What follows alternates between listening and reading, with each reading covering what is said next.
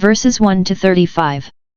No sooner were the Midianites, the common enemy, subdued, than, through the violence of some hot spirits, the children of Israel were ready to quarrel among themselves.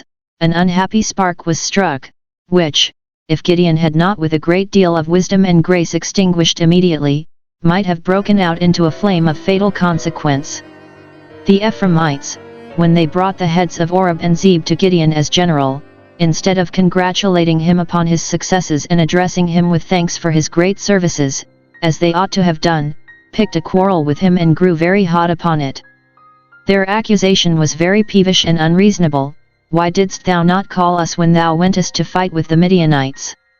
Ephraim was brother to Manasseh, Gideon's tribe, and had the preeminence in Jacob's blessing and in Moses's, and therefore was very jealous of Manasseh, lest that tribe should at any time eclipse the honor of theirs. Hence we find Manasseh against Ephraim and Ephraim against Manasseh. A brother offended is harder to be won than a strong city, and their contentions are as the bars of a castle. But how unjust was their quarrel with Gideon! They were angry that he did not send for them to begin the attack upon Midian, as well as to follow the blow. Why were they not called to lead the van? The post of honor, they thought, belonged to them. But Gideon was called of God, and must act as he directed. He neither took the honor to himself nor did he himself dispose of honors, but left it to God to do all. So that the Ephraimites, in this quarrel, reflected upon the divine conduct, and what was Gideon that they murmured against him? Why did not the Ephraimites offer themselves willingly to the service? They knew the enemy was in their country, and had heard of the forces that were raising to oppose them, to which they ought to have joined themselves, in zeal for the common cause, though they had not a formal invitation. Those seek themselves more than God that stand upon a point of honor to excuse themselves from doing real service to God and their generation. In Deborah's time there was a root of Ephraim. Why did not this appear now? The case itself called them, they needed not wait for a call from Gideon. 3. Gideon had saved their credit in not calling them. If he had sent for them, no doubt many of them would have gone back with the faint-hearted, or been dismissed with the lazy, slothful, and intemperate, so that by not calling them he prevented the putting of those slurs upon them. Cowards will seem valiant when the danger is over, but those consult their reputation who try not their courage when danger is near. Gideon's answer was very calm and peaceable, and was intended not so much to justify himself as to please and pacify them. He answers them with a great deal of meekness and temper. He did not resent the affront, nor answer anger with anger, but mildly reasoned the case with them, and he won as true honor by this command which he had over his own passion as by his victory over the Midianites. He that is slow to anger is better than the mighty. With a great deal of modesty and humility, magnifying their performances above his own, is not the gleaning of the grapes of Ephraim, who picked up the stragglers of the enemy, and cut off those of them that escaped, better than the vintage of Abiezer, a greater honor to them, and better service to the country, than the first attack Gideon made upon them? The destruction of the church's enemies is compared to a vintage. In this he owns their gleanings better than his gatherings. The improving of a victory is often more honorable, and of greater consequence, than the winning of it. In this they had signalized themselves, and their own courage and conduct, or, rather, God had dignified them, for thought, to magnify their achievements. He is willing to diminish his own performances, yet he will not take any flowers from God's crown to adorn theirs with. God has delivered into your hands the princes of Midian, and a great slaughter has been made of the enemy by your numerous hosts, and what was I able to do with 300 men, in comparison of you and your brave exploits? Gideon stands here a very great example of self-denial, and this instance shows us that humility of deportment is the best way to remove envy. It is true even right works are often envied. Yet they are not so apt to be so when those who do them appear not to be proud of them. Those are malignant indeed who seek to cast down from their excellency those that humble and abase themselves. It is likewise the surest method of ending strife, for only by pride comes contention. Humility is most amiable and admirable in the midst of great attainments and advancements. Gideon's conquests did greatly set off his condescensions. It is the proper act of humility to esteem others better than ourselves, and in honor to prefer one another. Now what was the issue of this controversy? The Ephraimites had chidden with him sharply. Forgetting the respect due to their general and one whom God had honored, and giving vent to their passion in a very indecent liberty of speech, a certain sign of a weak and indefensible cause. Reason runs low when the chiding flies high. But Gideon's soft answer turned away their wrath. Their anger was abated towards him. It is intimated that they retained some resentment, but he prudently overlooked it and let it cool by degrees. Very great and good men must expect to have their patience tried by the unkindnesses and follies even of those they serve, and must not think it strange. Gideon, as a valiant general, pursuing the remaining Midianites, and bravely following his blow. A very great slaughter was made of the enemy at first. Such a terrible execution did they make among themselves, and so easy a prey were they to Israel. But, it seems, the 2 kings of Midian, being better provided than the rest for an escape, with 15,000 men got over Jordan before the passes could be secured by the Ephraimites, and made towards their own country. Gideon thinks he does not fully execute his commission to save Israel if he let them escape. He is not content to chase them out of the country, but he will chase them out of the world. This resolution is here pushed on with great firmness, and crowned with great success. His firmness was very exemplary. He effected his purpose under the greatest disadvantages and discouragements that could be. He took none with him but his 300 men, who now laid aside their trumpets and torches, and betook themselves to their swords and spears. God had said, "By these 300 men will I save you." And, confiding in that promise, Gideon kept to them only. He expected more from 300 men, supported by a particular promise, than from so many thousands supported only by their own valor.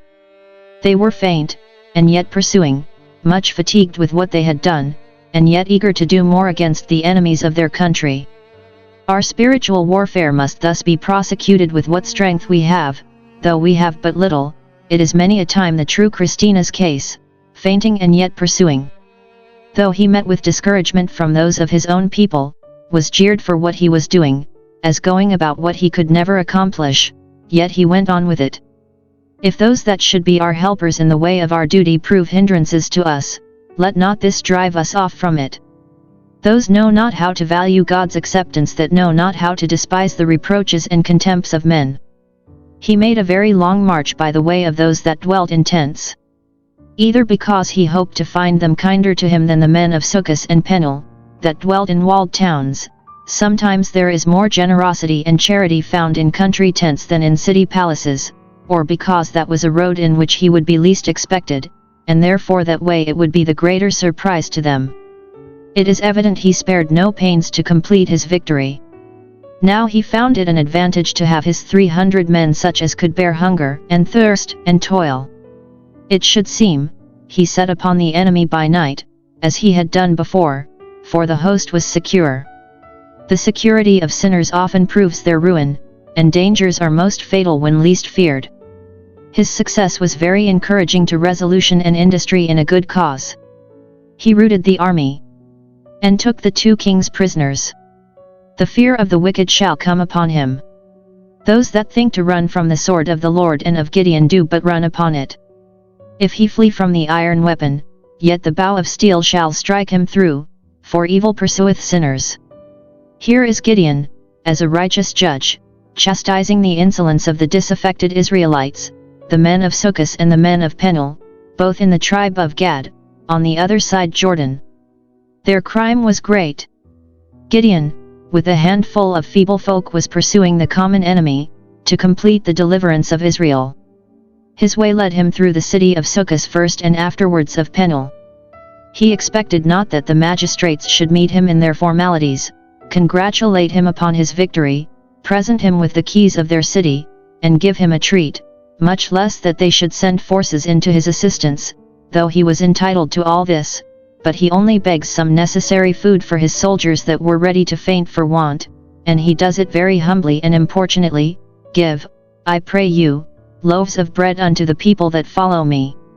The request would have been reasonable if they had been but poor travelers in distress, but considering that they were soldiers, called, and chose, and faithful men whom God had greatly honored and to whom Israel was highly obliged, who had done great service to their country and were now doing more, that they were conquerors, and had power to put them under contribution, and that they were fighting God's battles and Israel's, nothing could be more just than that their brethren should furnish them with the best provisions their city afforded.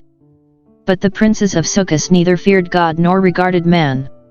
In contempt of God, they refused to answer the just demands of him whom God had raised up to save them, affronted him, bantered him, despised the success he had already been honored with, despaired of the success of his present undertaking, did what they could to discourage him in prosecuting the war, and were very willing to believe that the remaining forces of Midian, which they had now seen march through their country, would be too hard for him.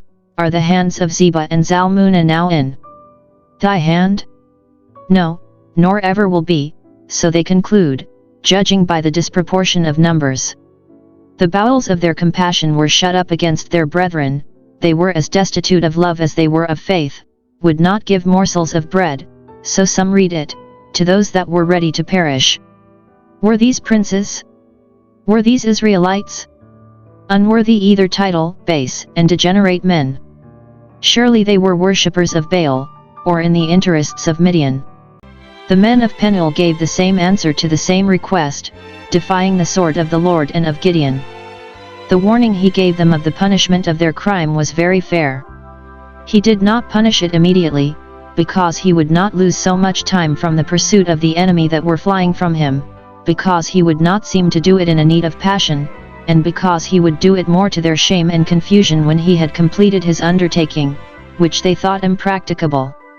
He told them how he would punish it, to show the confidence he had of success in the strength of God, and that, if they had the least grain of grace and consideration left, they might upon second thoughts repent of their folly, humble themselves, and contrive how to atone for it, by sending after him succors and supplies, which if they had done, no doubt, Gideon would have pardoned them. God gives notice of danger, and space to repent, that sinners may flee from the wrath to come. The warning being slighted, the punishment, though very severe, was really very just. The princes of Succos were first made examples. Gideon got intelligence of their number, 77 men, their names, and places of abode, which were described in writing to him. And, to their great surprise, when they thought he had scarcely overtaken the Midianites, he returned a conqueror. His 300 men were now the ministers of his justice. They secured all these princes, and brought them before Gideon, who showed them his royal captives in chains. These are the men you thought me an unequal match for, and would give me no assistance in the pursuit of. And he punished them with thorns and briars, but, it should seem, not unto death. With these, he tormented their bodies, either by scourging or by rolling them in the thorns and briars, some way or other he tore their flesh. Those shall have judgment without mercy that have shown no mercy. Perhaps he observed them to be soft and delicate men, who despised him and his company for their roughness and hardiness, and therefore Gideon thus mortified them for their effeminacy. He instructed their minds, with these he taught the men of Succos. The correction he gave them was intended, not for destruction, but wholesome discipline, to make them wiser and better for the future. He made them know, so the word is, made them know themselves and their folly, God, and their duty, made them know who Gideon was, since they would not know by the success wherewith God had crowned him. Note, many are taught with the briars and thorns of affliction that would not learn otherwise. God gives wisdom by the rod and reproof, chastens and teaches, and by correction opens the ear to discipline. Our blessed Saviour, though he was a son, yet learnt obedience by the things which he suffered. Let every pricking briar, and grieving thorn, especially when it becomes a thorn in the flesh, be thus interpreted, thus improved. By this God designs to teach me, what good lesson shall I learn? The doom of the men of Peniel comes next, and it should seem he used them more severely than the other, for good reason, no doubt. He beat down their tower, of which they gloried, in which they trusted, perhaps scornfully advising Gideon and his men rather to secure themselves in that than to pursue the Midianites. What men make their pride is justly by its ruin made their shame. He slew the men of the city, not all, perhaps not the elders or princes, but those that had affronted him, and those only. He slew some of the men of the city that were most insolent and abusive, for terror to the rest, and so he taught the men of Peniel. Judgment began at the house of God, in the just correction of the men of Succos and Peniel, who were Israelites, but it did not end there. The kings of Midian, when they had served to demonstrate Gideon's victories, and grace his triumphs, must now be reckoned with. They are indicted for the murder of Gideon's brethren some time ago at Mount Tabor. When the children of Israel, for fear of the Midianites, made themselves dens in the mountains. Those young men, it is likely, took shelter in that mountain, where they were found by these two kings, and most basely and barbarously slain in cold blood. When he asks them what manner of men they were, it is not because he was uncertain of the thing, or wanted proof of it. He was not so little concerned for his brethren's blood as not to inquire it out before now, nor were these proud tyrants solicitous to conceal it. But he puts that question to them that by their acknowledgment of the more than ordinary comeliness of the persons they slew their crime might appear the more heinous, and consequently their punishment the more righteous.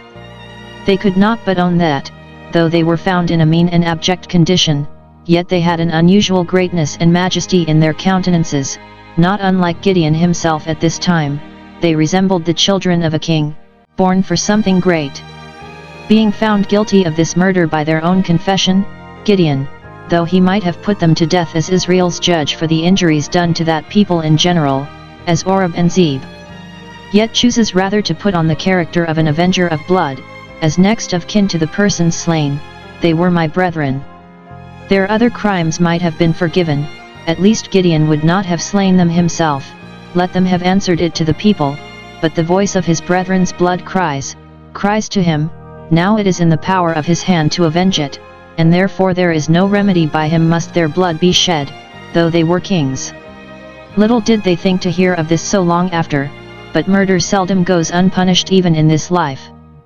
The execution is done by Gideon himself with his own hand, because he was the avenger of blood. He bade his son slay them, for he was a near relation to the persons murdered, and fittest to be his father's substitute and representative, and he would thus train him up to the acts of justice and boldness. The young man himself desired to be excused, he feared, though they were bound and could make no resistance, because he was yet a youth, and not used to such work. Courage does not always run in the blood.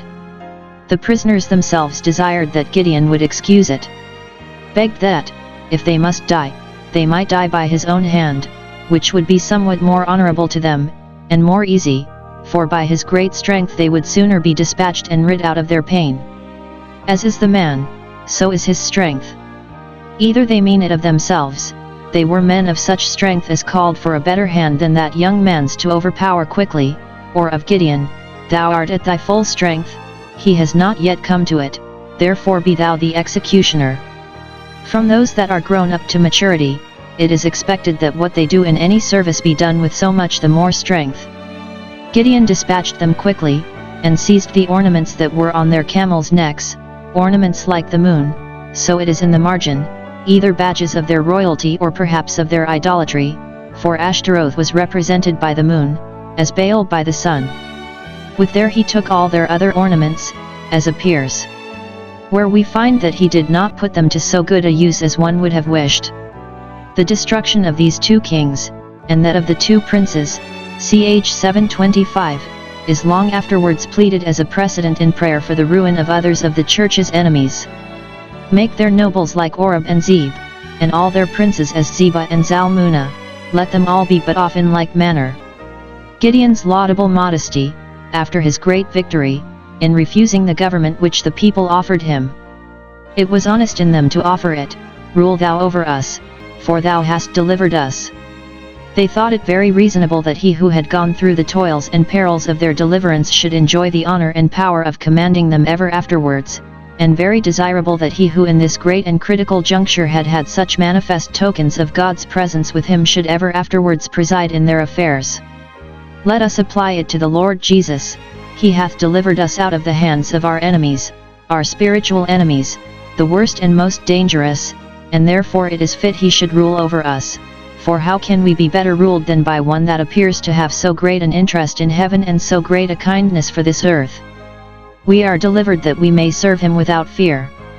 It was honorable in him to refuse it, I will not rule over you. What he did was with a design to serve them, not to rule them to make them safe, easy, and happy, not to make himself great or honorable. And, as he was not ambitious of grandeur himself, so he did not covet to entail it upon his family. My son shall not rule over you, either while I live or when I am gone, but the Lord shall still rule over you, and constitute your judges by the special designation of his own Spirit, as he has done. This intimates his modesty, and the mean opinion he had of himself and his own merits. He thought the honor of doing good was recompense enough for all his services, which needed not to be rewarded with the honor of bearing sway. He that is greatest, let him be your minister. His piety, and the great opinion he had of God's government. Perhaps he discerned in the people a dislike of the theocracy, or divine government, a desire of a king like the nations, and thought they availed themselves of his merits as a colorable pretense to move for this change of government.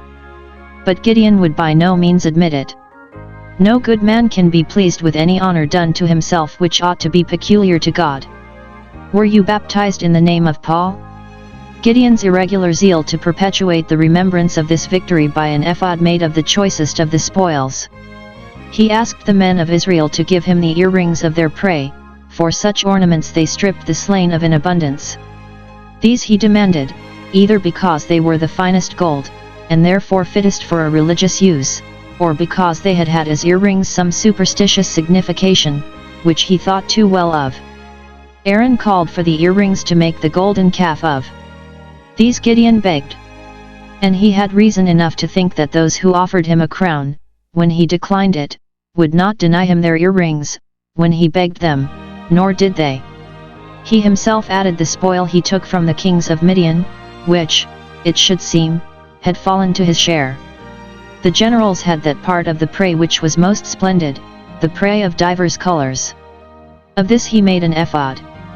It was plausible enough, and might be well intended to preserve a memorial of so divine a victory in the judge's own city. But it was a very unadvised thing to make that memorial to be an ephod, a sacred garment.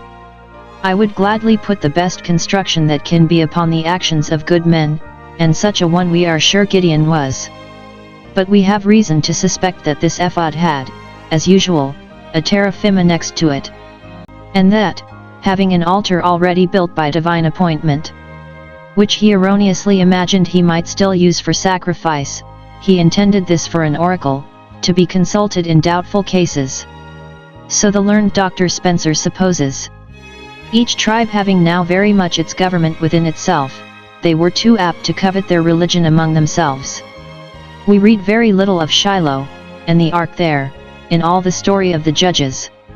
Sometimes by divine dispensation, and much oftener by the transgression of men, that law which obliged them to worship only at that one altar seems not to have been so religiously observed as one would have expected, any more than afterwards, when in the reigns even of very good kings the high places were not taken away, from which we may infer that that law had a further reach as a type of Christ, by whose mediation alone all our services are accepted.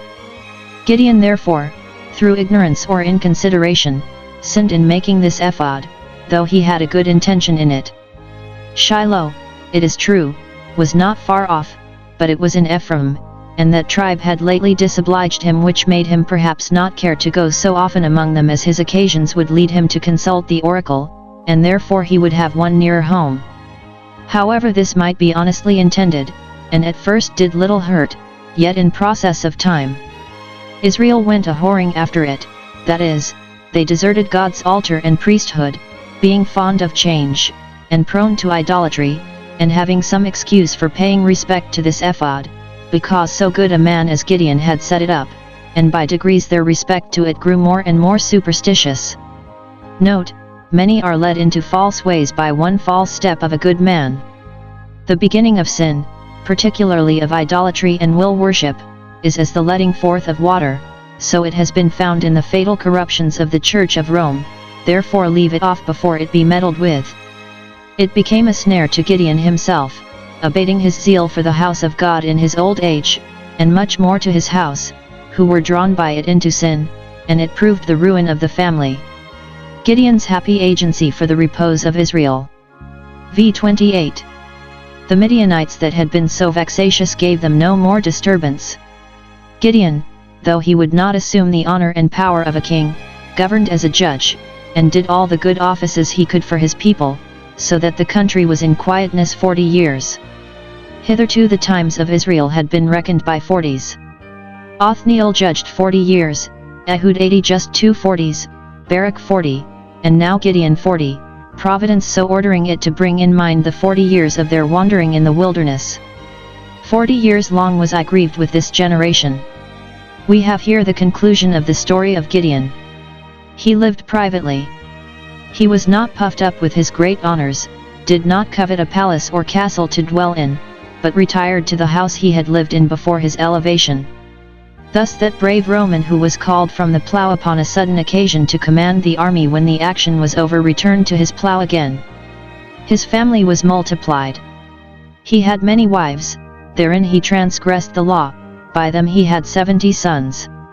But by a concubine he had one whom he named Abimelech, which signifies, my father a king, that proved the ruin of his family.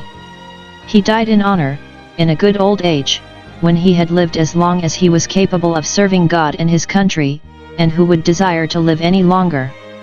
And he was buried in the sepulchre of his fathers. After his death the people corrupted themselves, and went all to naught. As soon as ever Gideon was dead, who had kept them close to the worship of the God of Israel, they found themselves under no restraint, and then they went a-whoring after Baalim.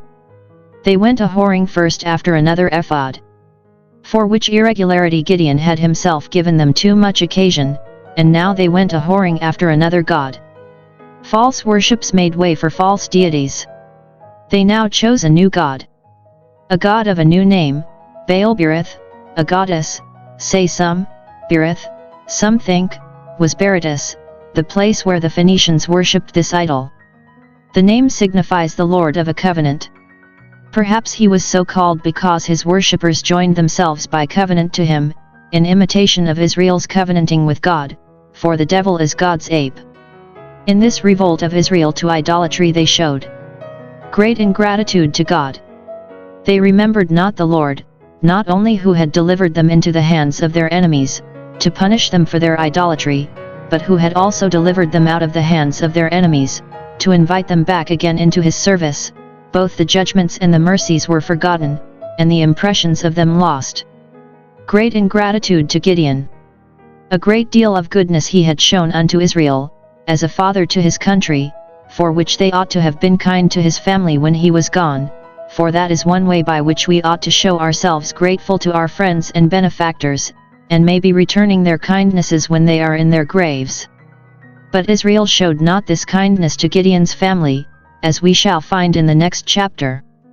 No wonder if those who forget their God forget their friends.